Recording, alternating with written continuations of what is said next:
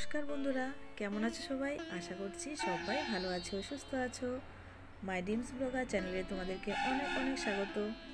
তো প্রথমে বড়দের প্রণাম জানিয়ে আর ছোটদের বুক ভরা ভালোবাসা জানিয়ে আজকের ব্লগটি আমি এখানেই শুরু করছি। তো এখানে তোমরা দেখতে পাচ্ছ অনেক বাদর আছে, আর আমরা আজকে একটা জায়গায় ঘুরতে এসেছি। তো তোমরা তো জানোই আমরা ছত্তিশগড়ে এসেছি ননদের বাড়ি। তো আজকে আমরা বাড়ি চলে যাব, এই জন্যই আমার হাজব্যান্ড বলল চলো এক জায়গায় আমি ঘুরতে নিয়ে যাব। তো আমি বলি ঠিক আছে চলো। আর বাচ্চাদেরকে আনা হয়নি, কারণ এই ছোট স্কুটি নিয়ে বাচ্চাদেরকে নিয়ে কী করে আসবো, কারণ আমাদের দুটো বাচ্চা, তারপরে আমার ননদের দুটো বাচ্চা, এই জায়গা তো হবে না। তো এই জন্য ওদেরকে কিছু না বলে আমরা চলে এসেছি। আর একটা ভাই আছে, ওকে ফোন করা হয়েছে, কারণ ও সব কিছুই জানে এখানকার। তো ওকে ডাকা হয়েছে, তো ও বলছে যে আমাদেরকে ক্রস করে নাকি ও বেরিয়ে গেছে। তো ফোন করে জানতে পারলাম। এরপরে দেখো এখানে আছে, তোমরা তো জানোই রাম বনবাসে যখন গেছিলেন, রাম সীতা লক্ষ্মণ, তো বিভিন্ন জায়গায় গেছিলেন ওনারা। তো এখানেও এসছিলেন। তো এখানে একবার সীতা মায়ের জল পিপাসা পেয়েছিল। তো রাম কি করেছেন, তীর ধনুক মেরে পাতাল থেকে জল বের করে সীতা মায়ের জল পিপাসা মিটিয়েছিলেন। তো চলো এই জায়গাটায় আমরা দেখতে এসেছি, তো তোমরা দেখতে থাকো, সঙ্গে থাকো।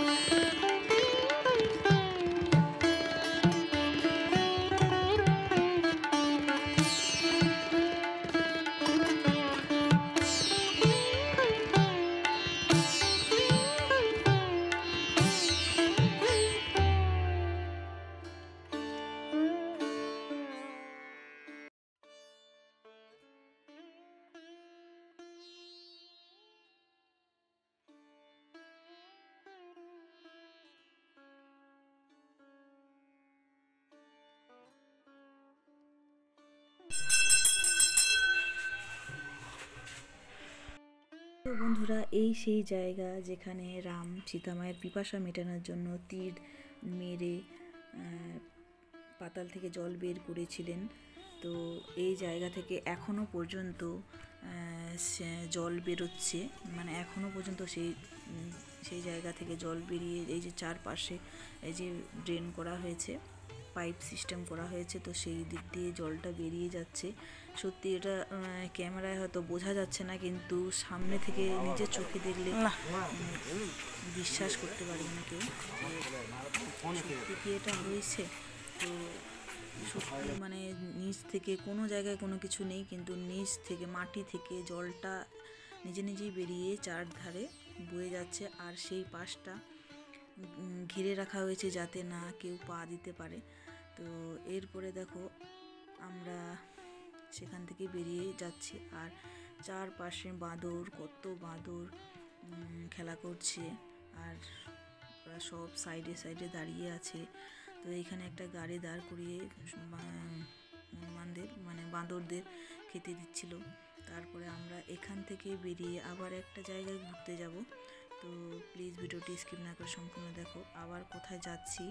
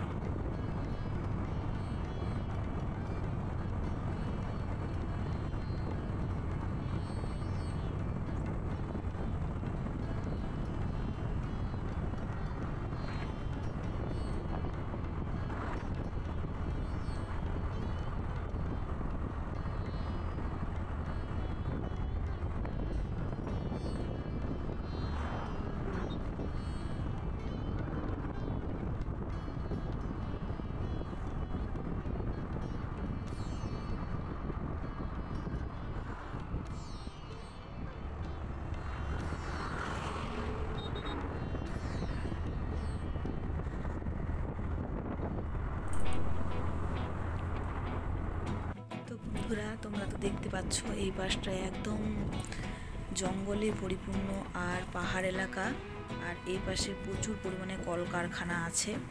তো তোমাদের সঙ্গে যাওয়ার সময় শেয়ার করব। আর তো এই জায়গাটা যাচ্ছি একদম চারপাশে জঙ্গল আর পাহাড়, আর জনবসতি খুবই কম, লোক সংখ্যাও মানে নেই বললেই চলে। এই পাশটা প্রচুর পরিমাণে জঙ্গল।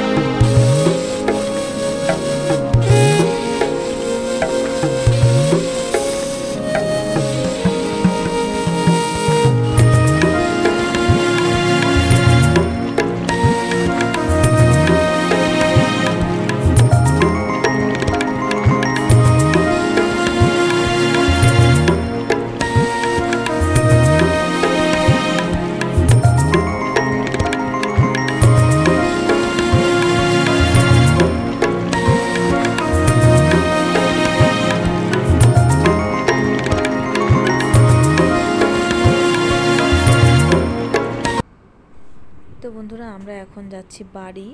তো দেখো কত বড় বড় এখানে পাইপ, দেখো কোম্পানির সব পাইপ কত মোটা মোটা, আর এখানে প্রচুর পরিমাণে ডাস্ট হয়। এমনিতে পাহাড় এলাকা, তারপরে লোহার এখানে কাজ কলকারখানা আছে, তো এই জন্যই প্রচুর পরিমাণে ডাস্ট হয়। তো এই বছর আমরা যে গেছিলাম বৃষ্টির জন্য অতটা ডাস্ট ছিল না। তো এর আগে এক বছর যখন গেছিলাম তখন প্রচুর পরিমাণে ডাস্ট ছিল, কারণ বৃষ্টি তখন তো ছিল না, এই জন্যই প্রচুর পরিমাণে ডাস্ট ছিল। তো দেখো আমরা এখন বাড়ি যাচ্ছি, তো বাড়ি গিয়ে তারপরে তোমাদের সঙ্গে আবার শেয়ার করব। তো দেখো আমার ছেলে আমাকে দেখে আমার কাছে চলে এসছে আর ওরা সবাই মিলে পার্কে খেলছে। তো এখানে বিভিন্ন বিল্ডিং আছে। তো যারা যারা এই কোম্পানিতে কাজ করে তো ফ্যামিলি নিয়ে এরা সব থাকে। তো এখানে একটা পার্ক আছে আর পার্কে সবাই বাচ্চারা খেলে। আর এখানে হচ্ছে রামের গান হচ্ছে, কীর্তন হচ্ছে। তো এরপরে দেখো আমি যাচ্ছি ঘরে। এই যে দেখো, তো প্রথমে আমি 3 তলায় উঠতে হয়, তো আমি 2 তলায় গিয়ে থমকে গেছি যে কোন এটাই হয়তো। তো তারপরে আবার উপরে উঠে আমি আবার ঘরে গেলাম। তো আমার ননদ যে রুমে থাকে তার পাশেই সোজা একটা বাঙালির ঘর আছে। তো এই যে এই পাশটা হচ্ছে আমার ননদের ঘর। তো আজকে চলে যাব বলে আজকে এইসব ভিডিওগুলো করছি যাতে স্মৃতি হয়ে থাকে। আর এই যে ছেলে মেয়ে খেলা করে এসে এখানে ক্যারম খেলছে।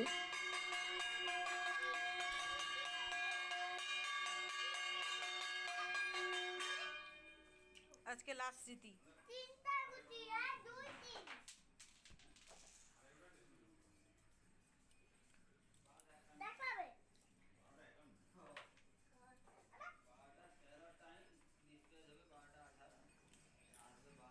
তো বন্ধুরা এখন তো সন্ধে হয়ে গেছে আর আমার ননদ সন্ধে দিচ্ছে। তো সন্ধে দেওয়ার পরে আবার রান্না বান্না হবে। তো আজকে তো আমরা চলে যাব, মন মেজাজ তো সবারই খারাপ। আর আজকে ভিডিওটি আমি এখানেই শেষ করছি। যদি ভালো লেগে থাকে তাহলে একটা লাইক করে দিও। আর যারা আমার চ্যানেলটিকে সাবস্ক্রাইব করেছো তাদেরকে অসংখ্য ধন্যবাদ। আর যারা আমার নতুন বন্ধুরা আছো আমার চ্যানেলটিকে এখনও সাবস্ক্রাইব করোনি, প্লিজ সাবস্ক্রাইব করে দিও। আর পাশে থাকা বেল আইকনটি অল করে দিও, তাহলে যেসব আমি ভিডিও ছাড়বো তোমাদের কাছে আগে চলে যাবে। তো আজকের মতো টাটা, ভালো থেকো, সুস্থ থেকো, গুড নাইট।